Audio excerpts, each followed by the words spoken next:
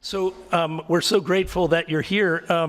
We're going to have some brief conversation, and then we'll open it up to some Q&A. I also want to give a special welcome to Father Edward from St. Mary's Abbey. Father Edward has joined us after he was leading celebrating some of the masses at the Abbey or at various churches in your area, and made some discreet exits so that he could be here today. We're glad you're here, Father Edward.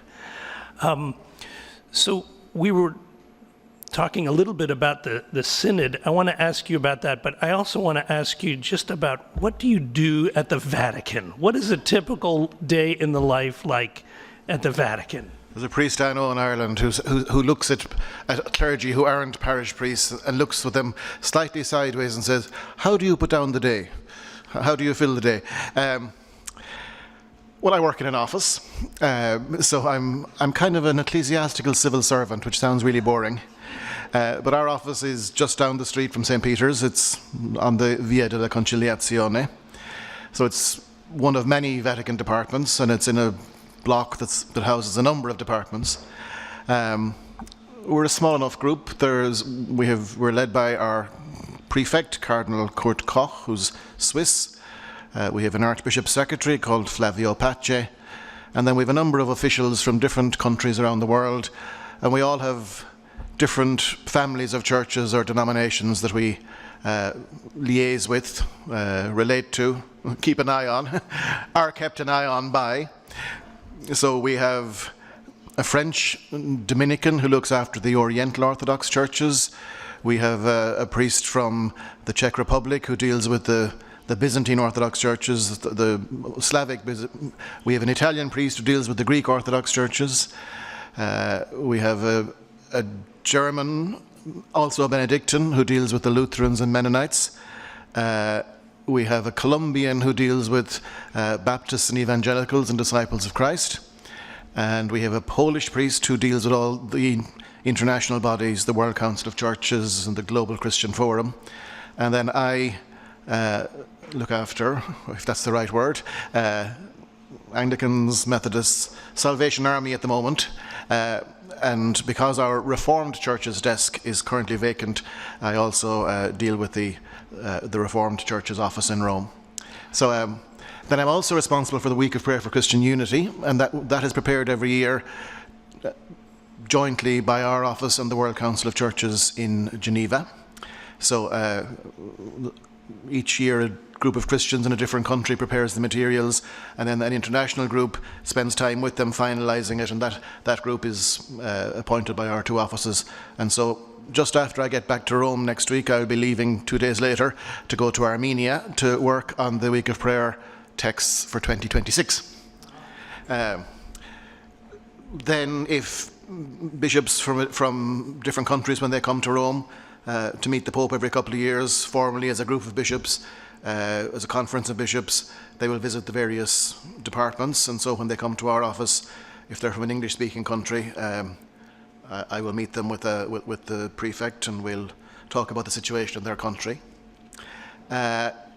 Lots of times we find that groups from our various partner churches might be visiting Rome, and so if they do, they often visit us, or they may look to go to the Wednesday audience in St. Peter's Square, where the Pope gives a little teaching every Wednesday morning. And so I would escort, if they are Methodist or Anglican, I escort them. So in the past year, actually, we had 2 Methodist groups from America came to visit us during the year. Probably more, but 2 I can remember bringing to the Pope's meeting. One was a group from what's called the Pan-Methodist grouping, which is United Methodists, African American Episcopal Methodists, African American Episcopal Zion Methodists. I probably have the names wrong, and there's one other. CME, that's the one. And you probably know better than I do that they haven't always had a happy history because of racism. And so they've been working together over the last number of years to try and grow closer together again. So intra-Methodist ecumenism. And so a group of bishops from each of those 4 churches was in Rome on a pilgrimage and study visit. And they had various things over the course of a week. So they came to our office one day, and we prayed and shared and spoke and sang. And then the next day I escorted them to visit the Pope, which was all very nice. At another point in the year, we had a group from the Worldwide Methodist Historical Association, but most of them were American, as it happens. And we had various things. We got to visit the archives of St. Peter's Basilica. So you can imagine all these geeky historians and archivists were very excited, as was I, because I would never get in there otherwise.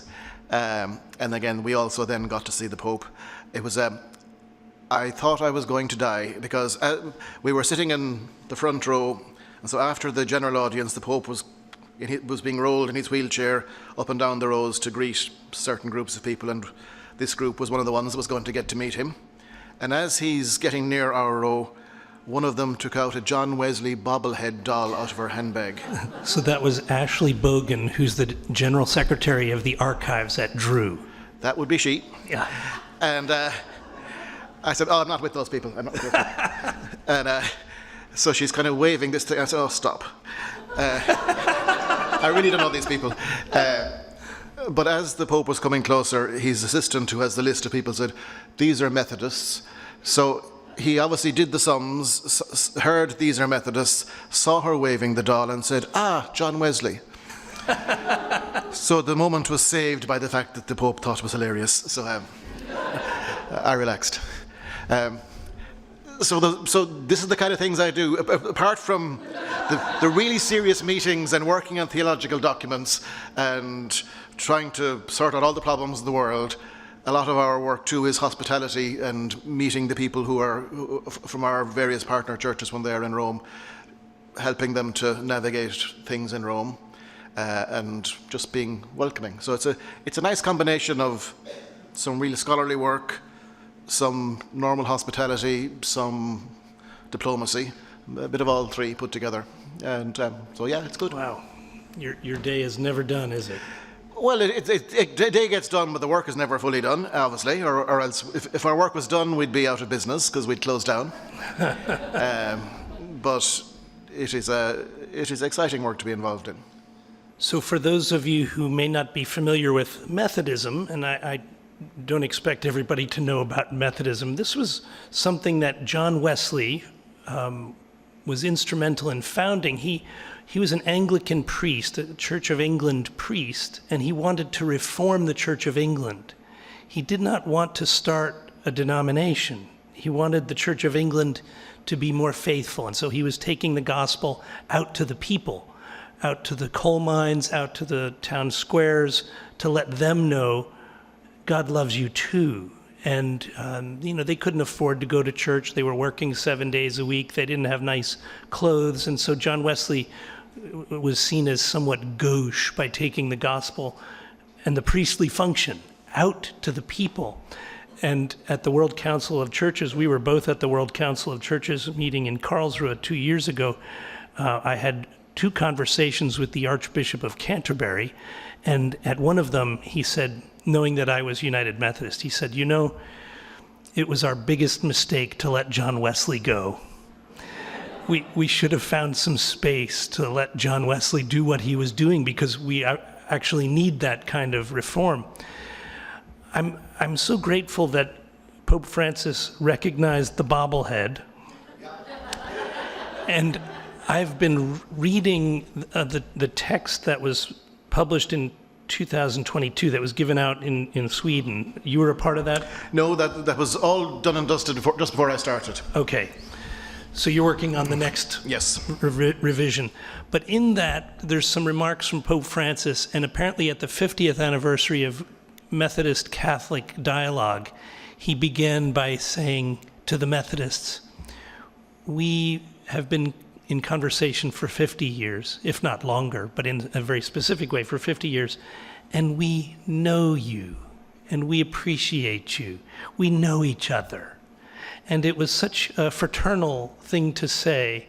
I don't know if a pope has ever said that about Methodists, but I sense that Pope Francis is someone... I think he got to know Methodists and Salvation Army preachers and missionaries and musicians in Argentina. Okay. And his Italian granny, who when he was young, Catholics and Protestants weren't necessarily the best of friends. Yeah.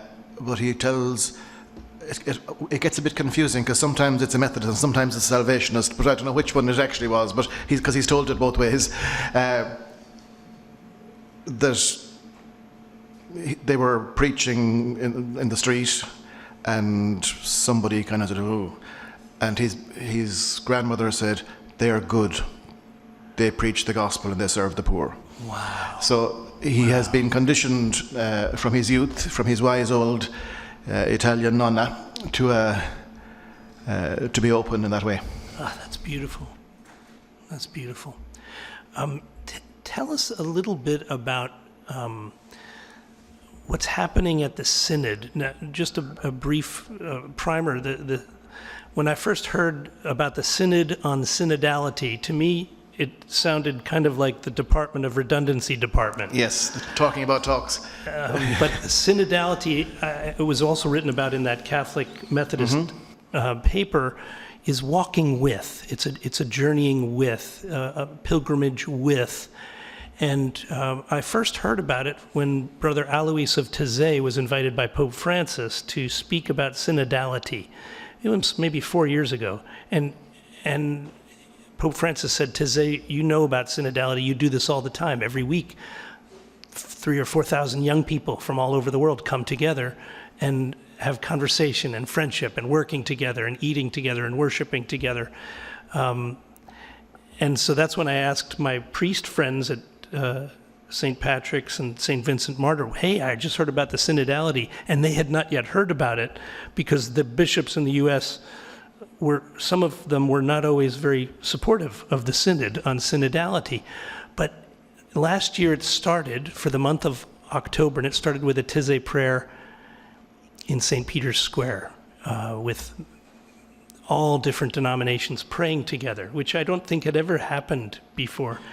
Certainly not in Rome in that way.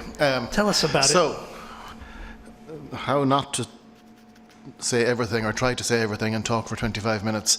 So, most of us associate the word synod with sort of being church meetings, and often boring church meetings or legislative regulatory bodies. But the word synod, as Jeff was saying, is walking together. It's from two Greek words. And the church, obviously, if we are to be the people of God on the move, the pilgrim people of God working their way towards the Father and towards the reign of God, well, then we are inevitably and inexorably synodal because we walk together. But it's also fair to say that certain parts of the church have preserved that characteristic better than the Catholic Church did for a long time. Most Protestant churches are quite synodal in the way that business is done, and there are councils and committees and equal involvement of lay people in most decision making and so on. The Orthodox churches are very synodal and are very structured in that way. Rome, because of the position of the papacy, has tended and has developed in a less synodal way, even though it has always been part of the church. There has been a centralizing tendency, I think is fair to say. And without rejecting any of the church's understanding of itself or the understanding of the role of the Pope and bishops, without rejecting any of that, Pope Francis has been trying to encourage the church to rediscover and to get more in touch with its synodal nature, to promote a greater sense of co-responsibility. This probably doesn't sound very new to most Christians outside the Catholic Church because it's how they have grown up, it's how their traditions have functioned. But it is quite a new phase of our journey as Roman Catholics. And even the language, as you're saying, the language of synodality, and a synod on synodality does sound a bit silly. It's a strange construction of words. But I think why they're using that language is the purpose of the current synod is not to sit down and make loads of decisions and change lots of things and restructure things. it's about a conversion of the church to act in this more synodal way. So the unfortunately clunky terminology of synod and synodality is the result of that. But while the terminology is clunky, the heart of it is about something very beautiful. And it's not just about decision making, but it's about an understanding of the church that is communal, that is collegial, that is co-responsible, and that is, most of all, and what has been one of the big themes, that is listening. The church needs to be a listening church, and so the kind of process that you were part of in the early stages was a listening process where most people think of a synod as a meeting or a series of meetings. This synod is actually a process that's taking place over several years. And it's not just about the big meeting in Rome. The entire experience is the synod. And so in the year or two leading up to last October, there was probably the biggest listening exercise in the history of the world, because every Catholic diocese around the world was asked to, and was guided in how to do this, because some places are better equipped and better in touch with that sort of experience, were guided and helped to conduct a listening process. And from the beginning, the Secretary General of the Synod and the Prefect of our Dicastery for Christian Unity wrote to all those bishops' conferences and said, you need to involve other Christians in the listening. Because there is no synodality without ecumenism, and there's no ecumenism without synodality. And so I was really thrilled when you then told me in Gothenburg that in this part of the United States at least, somebody got the memo and did that. I remember being at a conference in Rome leading up to this, where we had representatives from 5 or 6 families of churches, and the president of the World Communion of Reformed Churches, so all the Presbyterians, Congregationalists, all those churches, the president of their international body, who's a pastor in Lebanon, God help her, stood up to her job was to give a little paper on the experience of synodality in the Reformed tradition. It was kind of an academic conference. But she kind of started by saying, well, I'm really happy to be doing this because actually I took part in the process in my diocese in Lebanon. And so I want to tell you that, again, they got the memo too. So she was here to give her big paper as the president of the Reformed of the world, but she had taken part in the listening process in Lebanon as an ecumenical guest, as a pastor of a congregation. So that has been a major theme of the entire experience.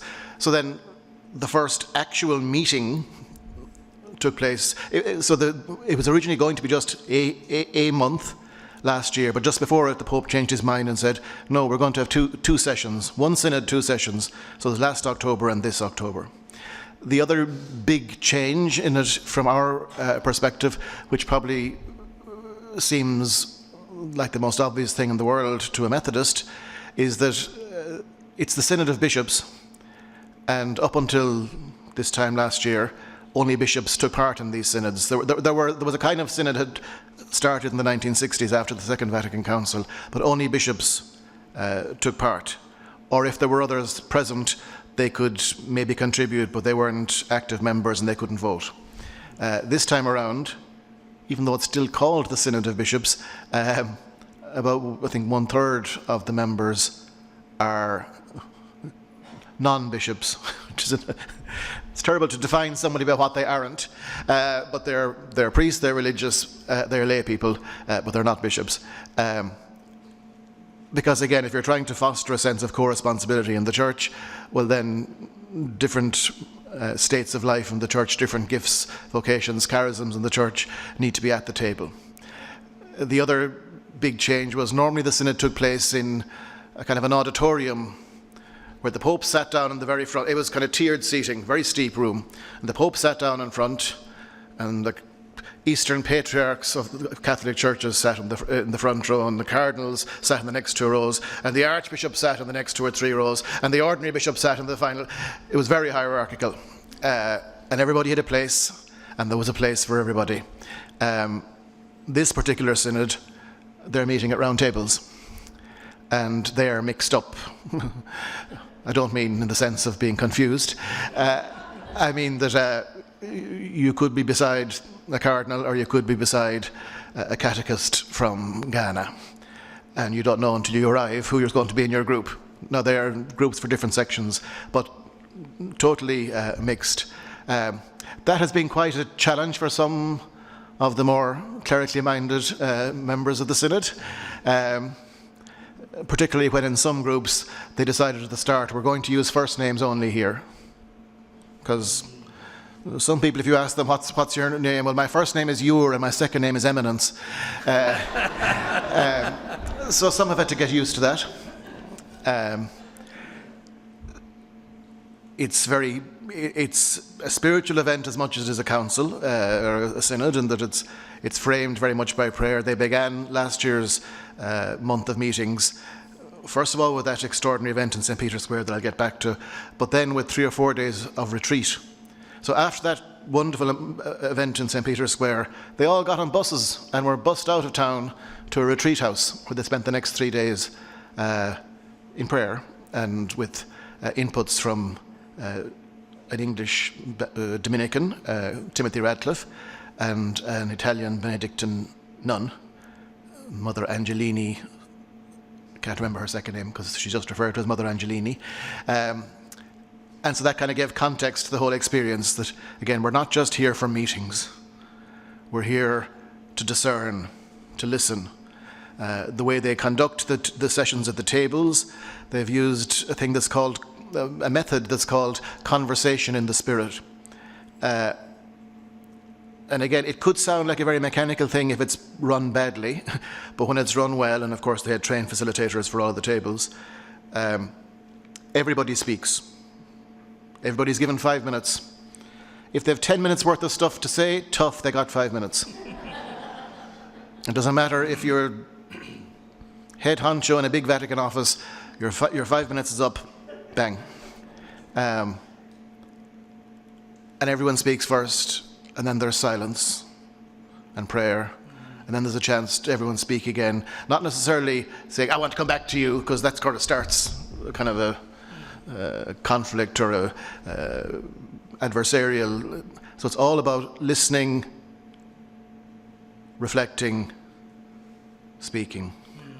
The aim being that through this careful listening to one another in a context of prayer, that they're actually listening to God's Spirit and discerning wisely and beginning to form. And then at the end of a couple of rounds of the table, they then begin to try and synthesize what the table is sensing and what the table wants to say about the particular topic. So it's a very interesting process. At the end of that month last year, they produced kind of an interim document, which is then sent around to all the dioceses around the world again. And there were further local gatherings to help them prepare for the second session, which began just last week and will continue for the rest of the month. So we don't know what the outcome will be. As I say, it's actually not really about the decision making. It's about the process. It's about changing the way the church operates, not so much structurally, but spiritually and just in its way of being. So some people, of course, have great expectations that all their wish list of changes will be swept through. That isn't going to happen. Others are terrified that all the things they're dreading will be swept through. And that isn't going to happen either, because that isn't the point. The point for this gathering is that the church, it's about a conversion of the church towards a more synodal, co-responsible, it's a bit jargony language, but we belong to the church together and we act together and we listen to God together and behave accordingly. And that's what it's about. It's not about the kind of hot button issues or your favorite cause. So there'll probably be some disappointment at the end that things aren't as different as they might be. But church operates in centuries a lot of the time rather than in weeks or months or years. And this is a slow process of converting the church towards acting in a particularly in a new way. So please God, that will be seen as time goes on. This will have an impact on every church because you're modeling a new way of being. So even when the synod may end, if the Catholic Church is learning more to deeply listen to each other at every level and be at a round table discussion, that's a new way of being church. Exactly. And Protestant churches can benefit from that as well. I've even noticed, even during the year, within our own office, when we would have a staff meeting, a few times the Cardinal decided we would, not in an exact replica of the process during the Synod, but that we would approximate it in terms of everyone saying, listening, taking a pause, and then reacting, rather than just a normal back and forth debate. And I've seen it at our Anglican Catholic Dialogue Commission during the year. At one point we had reached a point where it wasn't that there was conflict, we just weren't sure where we were going next with a particular part of a document. And one of the theologians on the group had been a theologian for the Synod, and so we asked her to... She took over from the chairs. We have two co-chairs, but they said, no, we want you to chair this session. And she sort of facilitated that kind of conversation in the spirit to help us find a way working forward. So when you see that methodology being deployed, that's part of the conversion of the church. And say the two archbishops who were chairing, one Catholic, one Anglican, none of them was remotely proud about saying, we want you to do this. And that wasn't always the case. Often the guy with the big hat and the cross wants to be in charge. So to allow somebody else to lead the session because they had the gifts to lead the session, I think is a small little fruit, but those kind of results, as they multiply, will hopefully trickle throughout the church and bring about some of that conversion of the church that they're talking about. I have one more question, and then I think Hal is going to bring a microphone to anybody who wishes to ask a question. Oh, golly. You are probably one of the most learned Roman Catholics on Methodism. I'm not sure I'd say that at all. So, well, you have a lot of opportunity to talk with Methodists, let's put it that way. This bit is true, yeah. And observe Methodists in global settings. In their natural habitat. Yes, that's right. So what do you notice? What do you observe about either, I'll use a very Catholic word, the charism of Methodists, or what do Methodists bring to ecumenical dialogue? What do Methodists uniquely bring to the body of Christ from your vantage point? Well, the Methodists I know best are the British and Irish Methodists, because I'm Irish, as I presume everybody has figured out by now. And their style of church is quite different to the UMC. They're probably a bit more low church Protestant. They don't have bishops. They don't often have albs or stoles.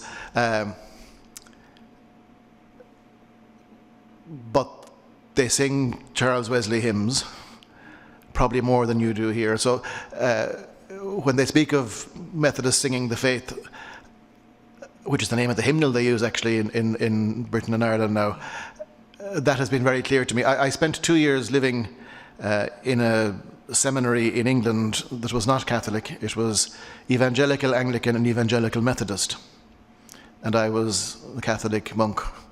It wasn't quite the disaster that might have sounded. It was a wonderful experience. I was very privileged to be there. So I was the only person in the classes who wasn't either an Anglican ordinand or a Methodist student minister. And so I shared fully in their life, in their worship, in their studies and so on. So I developed a huge admiration for the way Methodists sing. That can sound trite or cliched, but it actually was very true. The commitment to a very open, outward-looking preaching of the gospel. As you were saying, it was part of what ended up separating Wesley from the Church of England, that he had services outdoors. The world is my parish. I know the slight issue of bishops in America and clergy in America caused bigger issues, but he's at the attitude of openness to the world, of witness, of evangelism that's backed up with service, It's not that we don't have those things too, but I think it's a very particular feature of Methodism that's always been very powerful. As I've learned a bit more and come to study a bit more, obviously the emphasis on holiness, on personal holiness, the accountability that was built into Methodism in the early stages was incredible. The class meetings and band meetings and I experienced that among some of the Methodists with whom I lived, who they didn't have class meetings, but they did have accountability and faith sharing. We would have occasionally the love feast, where we would sit around and people would testify about their experiences before sharing some very simple biscuits and water or something. It was nothing dramatic. So I came to appreciate that sense of being able to testify. And to be accountable, which obviously has some resonances in religious life, but isn't a feature of most lay Catholics' life, or at least hasn't been. So that's distinctive, certainly. Okay, thank you. If you have a question that you'd like to ask, Hal will bring the microphone to you. Anybody have any questions? Yeah, Bob.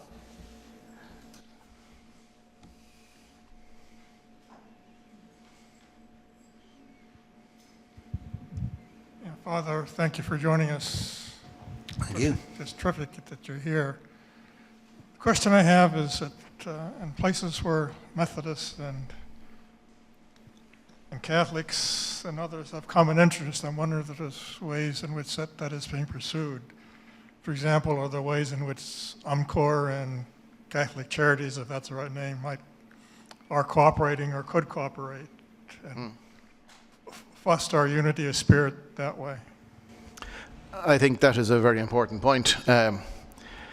Unity isn't just about Sunday morning in the sanctuary, and the opportunity of service together is potentially very powerful and very fruitful. In fact, while I was in Sweden, I had a meeting with the people from the United Methodist, what you call it, UMCOR?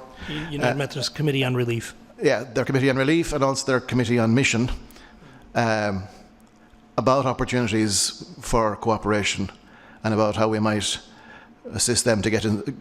It does happen locally in some places, but how we might assist them to get in touch with more international or centralized Catholic Church organizations like Caritas.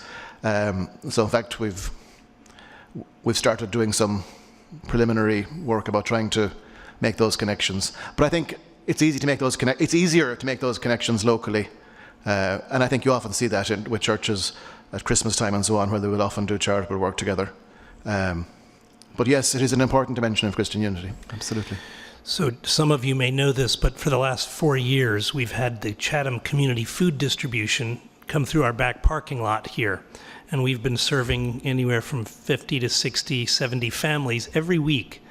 That has been funded in part by St. Vincent Martyr, Roman Catholic Church in Madison, St. Patrick Roman Catholic Church in Chatham, Gloria Dei Lutheran Church, St. Paul's Episcopal Church, and the clergy from each of those churches have been part of a prayer team that meets at the end of the line to offer prayer to those who have just received food, bread, toiletries, feminine products, dignity, and love. So it's very easy to do those kind of ecumenical works together, low under the radar, without the institution of our denominations giving sanction to it. It can happen very naturally, yes. Very naturally. Is there another question? Yeah, Pastor Sharon.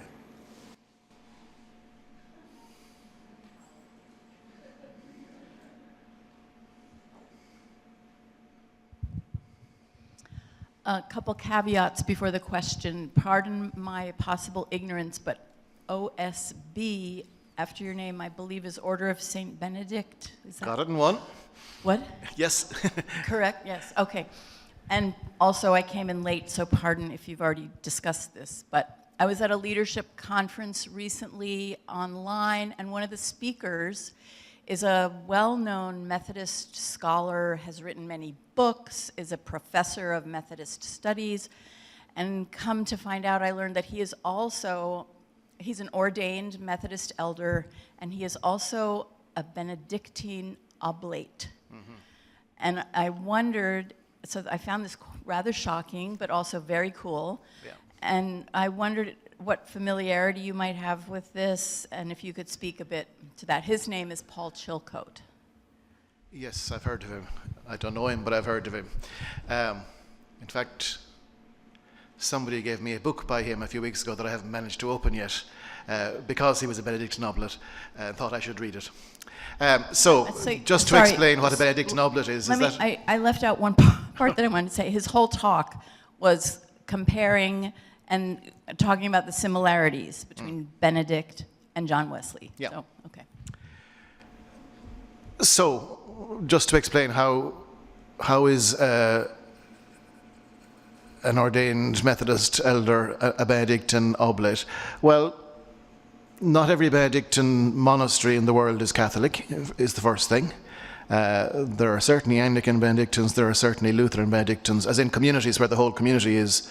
I'm not sure that there are any full Methodist monasteries of Benedictines, but that word oblate, it's an old word, but it's what it means in modern parlance is people who associate themselves with a particular monastery, and who, they obviously don't take vows, they live in the world, they don't live in the monastery, but they find inspiration in the rule of St. Benedict, they find inspiration in the pattern of living, that maybe praying the daily hours of the office.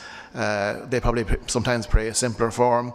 So they often would come to the monastery regularly for spiritual input, either as a group or individually.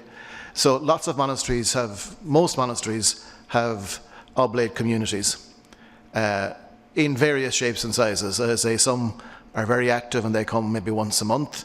Some are less active, but there are oblates attached to lots and lots of monasteries. And certainly any monastery I know has oblates of various Christian traditions. I also know that in England, one of the Anglican Benedictine monasteries has a Methodist presbyter who's a full solemnly professed monk. And so the British Methodist Conference stations him in the monastery every year when they're redoing the stationing. But he is a professed monk of the monastery. So yes, monasteries have always been places of encounter ecumenically, yeah.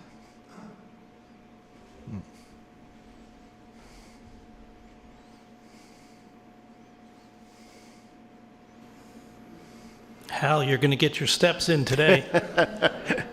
Thank you. Good morning. I'm Sister Margaret Foster. I'm a Dominican Sister of Hope, and spent many, many years working at St. Patrick's. I'm retired now. I want to really thank Father Browne for coming. I only wished my own Catholic communities would have invited you, and hopefully we'll get the message to invite you in the future. Thank you. I go back to Vatican II in 1962, when the bishops gathered in Rome and opened that great council, and we are still living out the spirit of Vatican II in our Catholic community. And I just noticed there was a lot of great involvement over the beginnings of those years. And somehow, maybe it's the area, but thanks be to God, we have a good interfaith group here in the Chatham area. But it seems to have drifted. I mean, this is just maybe my observation. And it just seems that we pray in January for the Church Unity Octave.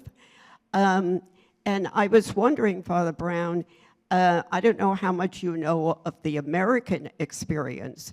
What is your take on the growth of the whole ecumenical movement here in the United States? I suppose the first thing to say is I wouldn't claim to be an expert on the ecumenical movement in the United States. I think it is fair to say, though, that yes, in the years after Vatican II, there was a great sense of excitement ecumenically. Some people then spoke later in the 90s and early 21st century about an ecumenical winter, and they were coming up with all kinds of reasons and blaming the Pope and being negative about, oh, they're not interested anymore. I don't think that's actually true. But I think what happened is that there was, like teenagers in love, in the 1960s, everything seemed possible instantly. And we'd have a couple of more of these dialogue meetings and it'd all be sorted and we'd all be one.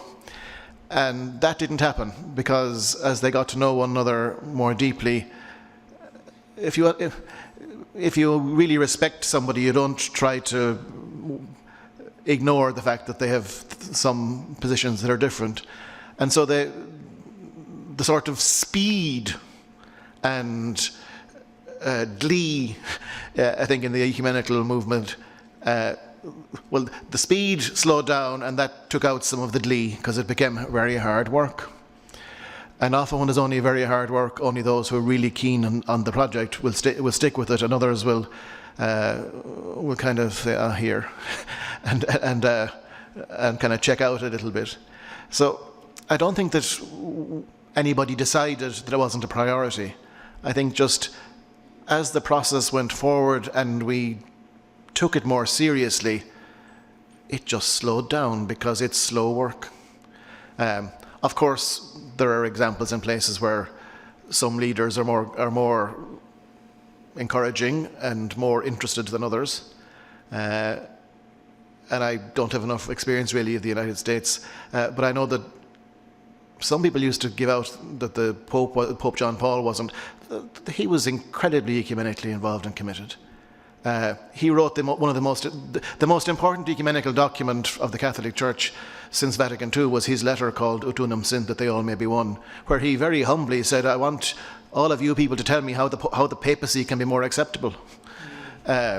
So it was incredible, I think, humility there. But so there was commitment to Christian unity, but just the work is hard. That's why we have these commissions that are meeting for decades and decades. They're not twiddling their thumbs, they're doing real good work, but it's slow.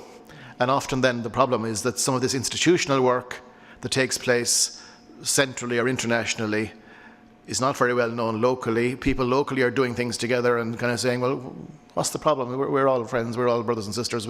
Can we not just decide we're one? And there's always a bit of tension between those two phenomena. The institutional and central versus the very local experience, which in some places is profoundly united. The meeting I was at in Washington before coming here was a meeting of Anglicans and Episcopalians, well, Episcopalians you'd call them here, but Anglican Communion and Catholics, bishops.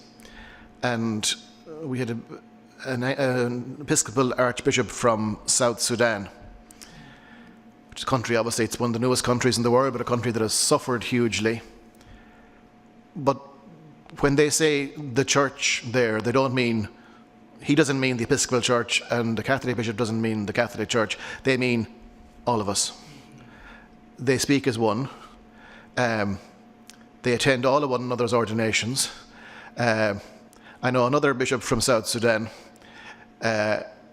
Episcopal as well, and he told me that when anytime his Catholic counterpart would have to go away, he'd ring him up and say, look after my people.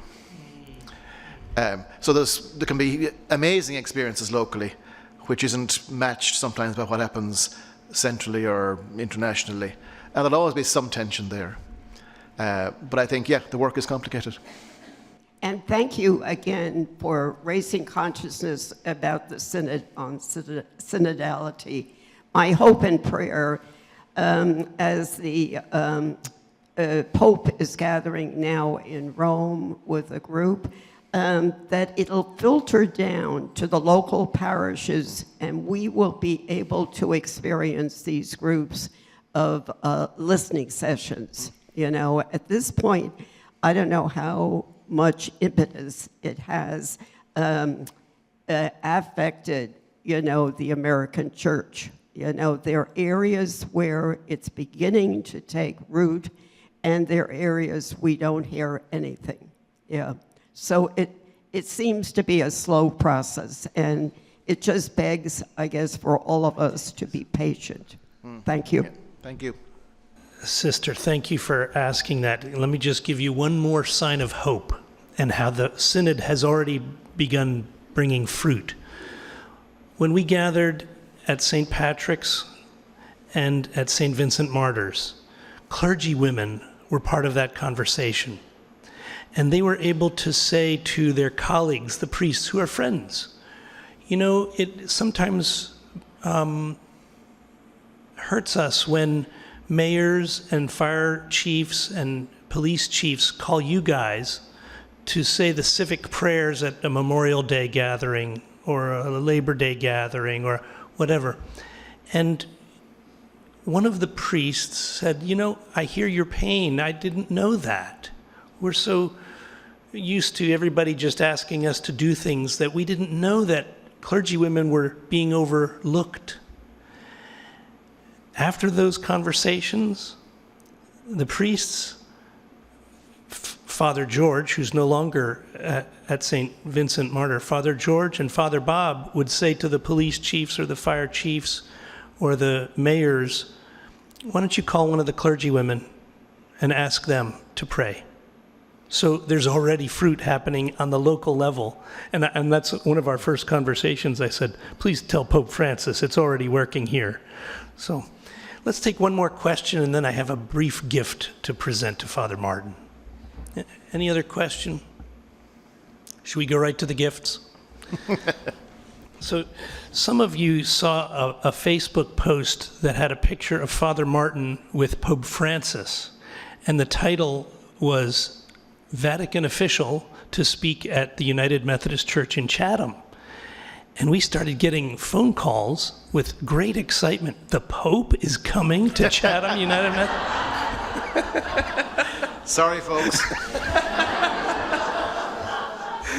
We're glad you came, They've Father been sold to Martin. pub. But we thought, you know, maybe if Father Martin has room in his suitcase, he could bring a gift from us to Pope Francis. We have a prayer ministry here for prayer shawls, and people knit together shawls while they're praying for people who need prayer. And we give them out to people who are in the hospital. We give them out to people who are homebound. We give them to people who are going through challenging times with a note that says, we're praying for you. Chris Philemon, our co-lay leader who gives leadership to this ministry, looked up online and we found out that the Pope's favorite color is green. Is that true? I haven't had that discussion. So we have a green prayer shawl for Pope Francis, and we beautiful. hope you will be able to give it to him. I will find a way of getting it to him, Thank certainly. you. We also have a prayer shawl for you, Father Martin. I don't know what your favorite color is, but this is the one you're getting. Thank you. Thank you so much. We give it with much love. Can we thank you. Father Martin? Thank you.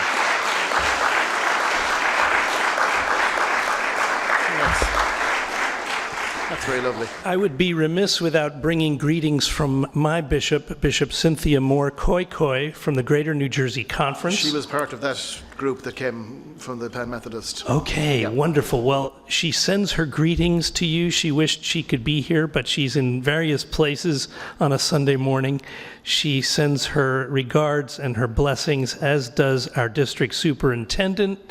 William Williams sent his regards to say how glad that he and she are that you are in our midst. Well, I met her in Rome, so. Oh, good. I'm so glad you got to meet our bishop. Can I say a prayer for us? And if you know this prayer, say it with me.